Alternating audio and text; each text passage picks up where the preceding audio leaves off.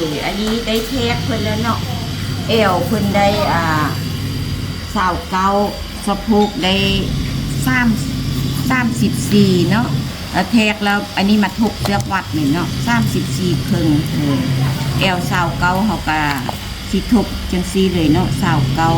อันนี้ซ่อนแบบง่ายๆเลยเนาะทบเลือกวัดเลยสิบ่ซ่อนห้ามตัวนี้สาวเก้าทบแล้วเขาก็สิออกมาแบบนี้เนาะ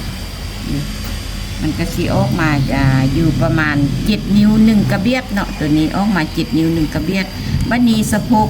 34ครึ่งเขาก็สิทบแบบนี้อันนี้เฉพาะผู้ที่ว่า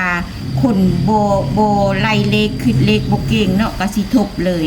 สิทบเลยแบบนี้เนาะใน34ครึ่งออกมาก็สิอยู่ประมาณ8นิ้ว5/8เนาะอันนี้แม่นปลายขั้วยาวเอา30แล้วก็ยักได้กลมกวงของสิ้นก็เอาแอวเนาะเอาแอวสาวเกามาบวกสะโพก34ครึ่งแต่ว่าครึ่งเขาบ่เอาก็ได้ออกมาอยู่63แล้วก็มาห้านซ่งแล้วก็มาลบให้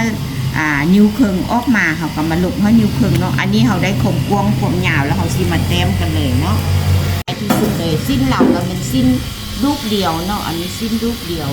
ได้กลมกวงกลมยาวแล้วเขาก็สิมาแต้มเลยปักจิตก่อนอันนี้ถ้ามันเพียงทางตีนมันเนาะแล้วก็เอาตัวนี้ออกครึ่งนิ้วเนาะยืดมาครึ่งนิ้วอันนี้เอวเราได้สะโพกเราได้34ครึ่งก็ยังสิเอาอยู่เอาลงอยู่ประมาณ6นิ้วครึ่งเนาะคัน30เกา40ขึ้นเมื่อจังเอาประมาณ7นิ้วอันนี้เอาอยู่6นิ้วครึ่งก่อนเนาะเอาสะโพกลงแล้วก็อยู่ตัวนี้8/5/8แม่นสะโพกเนาะเส้นสะโพกตัวนี้เป็นเส้นสะโพก8/5/8เอาตัวนี้เป็นจุดใจกลางเนาะคันถ้าผู้ได้เฮ็ดสูตรแบบแม่แก้วนี่ก็สิบ่โยนก็สิได้แบบนี้เลยบางคนเฮ็ดบ่แม่นสูตรแม่แก้วมันก็สิบ่คักปานใดเนาะแล้วก็อันนี้เฮามาแทกแอวบัดนี้นะแอวเราได้7นิ้วกับ1กระเบียดอันนี้7นิ้ว1กระเบียดมันอยู่บนนี้เนาะเด้ก็สิไม้มันนี่แล้วบัดนี้เฮามาแบ่งตัวนี้7นิ้ว1กระเบียดเฮามาแบ่งตัวนี้เฮาสิเอาอยู่ประมาณ3นิ้วเนาะ3นิ้ว1กระเบียดก็ได้ตัวนี้3นิ้ว1กระเบียดเพราะว่าเบิ่งระดับแอววางก้นเหล่าเนาะโดยเบิ่งระดับวางก้นเหล่าวันนี้ยักได้กีบตัวนี้เขาเจ้าว่าเฮ็ดกีบเฮ็ดแบบใดเนาะยักได้กีบตัวนี้เฮากะมาแทกนี่เนาะตัวนี้มันเลือดเท่าใดนี่เลือดประมาณนิ้วครึ่งเนาะอันนี้มานี่นิ้วครึ่งเฮาก็สิเอาตัวนี้ประมาณ5/8เนาะ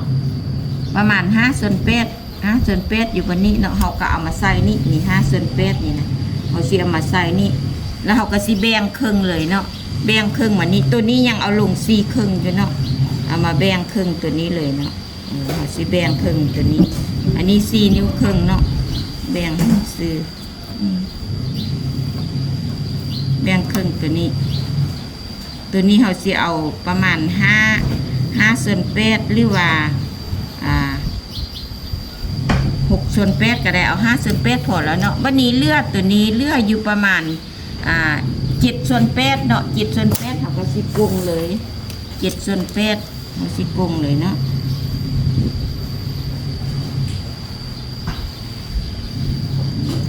ตัวนี้ก็สิเป็น7/8คือกันเนาะเพราะว่าเบื้องนี้ได้7/8เบื้องนี้ก็ต้องได้7/8เอาก็สิปีนมาง่ายๆเนาะแบบง่ายๆเลยวันนี้เจ้าได้ส่งลูกนี่ละเนาะได้ส่งลูกเดี๋ยวเจ้ายักได้ลูกนี่เจ้ากระแทกนี่มา5นี่บัดนี้มันได้4นิ้วเนาะ4นิ้วเจ้าเก่า4นิ้ว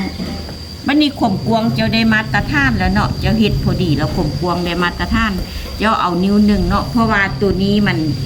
เจ้ามันน้อยเนาะเจ้าต้องเอาตัวน้อยแล้วบัดนี้ข่มกวงเจ้าได้มาตรฐานแล้วเจ้าต้องเอาตัวนี้เลยนิ้ว1เนาะนิ้ว1แล้วตัวนี้เขาก็ลง4ครึ่งคือกันเนาะเอาลง4ครึ่งคือกันก็เป็นอันแล้วเนาะบ่ได้ยากเข้าใจอยู่บ่โดย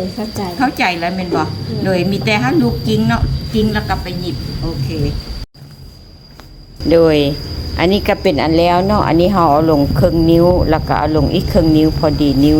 1 ตัวนี้ก็สิเอาลงประมาณ2นิ้วกับ5/8เนาะกวักหัวแล้วก็สิคีดนี่อีกเต็มดอกคีดไว้ตัดออกโอเคคีดครึ่งนิ้วโอเคคีดเลยโดยคีดครึ่งนิ้วแล้วก็ตัดเลยคีดแล้วเราก็ตัดเนาะตัดแล้วเราก็ใส่หัวไหวเนาะกำลังเข้าหัวอันนี้แทกนี่มานี่นิ้ว1กระเบียดแล้วก็แทกมา3นิ้วแล้วก็สิยิบเนาะบัดนี้นี่เป็นซิมจีนเนาะ